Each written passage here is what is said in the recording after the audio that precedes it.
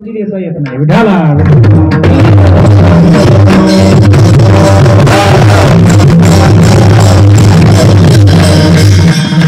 कीर्तनात बसून ऐकून कीर्तन ऐकू देत नाही असं नाही. माळ घेऊन माळ नाम जप करायला बसले की माळ हातात राहतील हे जाते. कुठं जाते आता कुठं जाते नाही कुठं जात नाही हे सांगा. कुठं जात नाही अहो सगळीकडे जाते.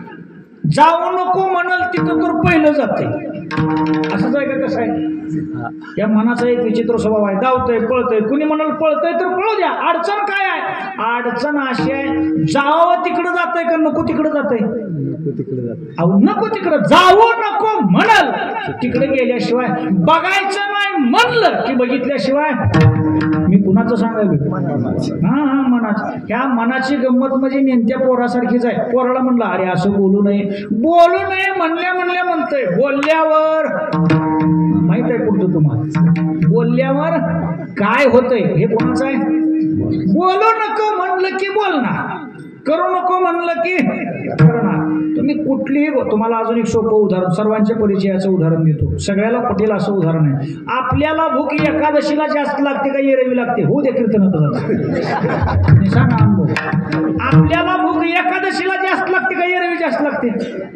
येरवी माणसं 2-2 वाशीपर्यंत उपाशी बसतात पण एकादशीलाच कुठून भूक लागते कोणाला माहिती. काय तुझा जीव जातो. ही एकादश कशासाठी आहे पटलं तर घ्या टेस्टिंग आहे. जमतंय का बघू. इंद्रिय त्याला पाहिजे असलेलं द्यायचं.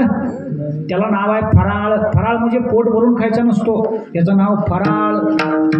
अल्पाहार जाऊ द्या. मला एक कशा करता सांगायचंय नको म्हणलं ते केल्याशिवाय राहत नाही केल्याशिवाय राहत नाही. मग कुणी म्हणाल मन म्हणतं तिकडं जावं काय बिघडलं काय बिघडलं.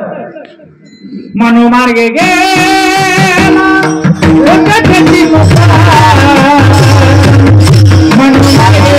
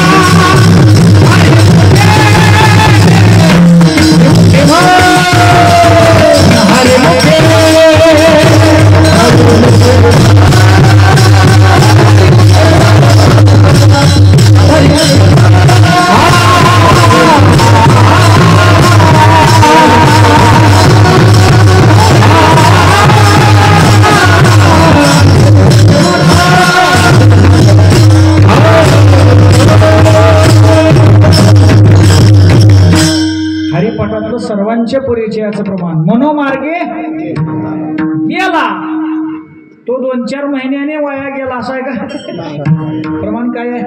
हा मनोमार्गे गेला तो संपला विषय कार्यक्रम झाला पुन्हा काही बघायची गरज नाही. त्याच्या मागे जो गेला त्याचा कार्यक्रम केल्याशिवाय मन ठेवीत नाही. मग काय हरिपाठी स्थिरावला दोची धन्य मनाच्या माग जायचं. लक्षात ठेवा. आता ऐकावे जनाचे करावे ही सगळीकडे बसवायचं नाही कुणीकडे. हा नियम व्यवहारात लागू आहे, पारमार्थिक दृष्टीनं नाही.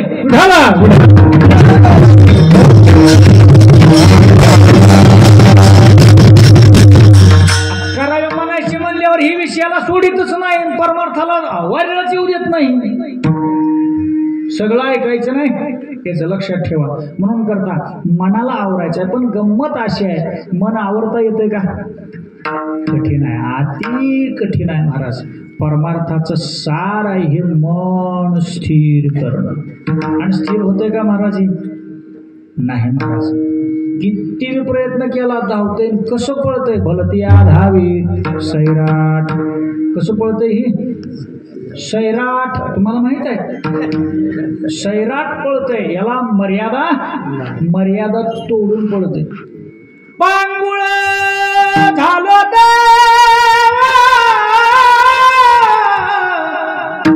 नाही हात पाय, बैसल दयावारी सैराट आधार नाही कोणी. मज बापना खेटीचा कुंप काठी खुंट दरडीनं पळताना कसं पळतंय माहितीये का? खेटीचा कुंप काठी तुटले मोडले फाटले ह्याचा विचार करीत वडीत नेतंय. तुम्ही म्हणाला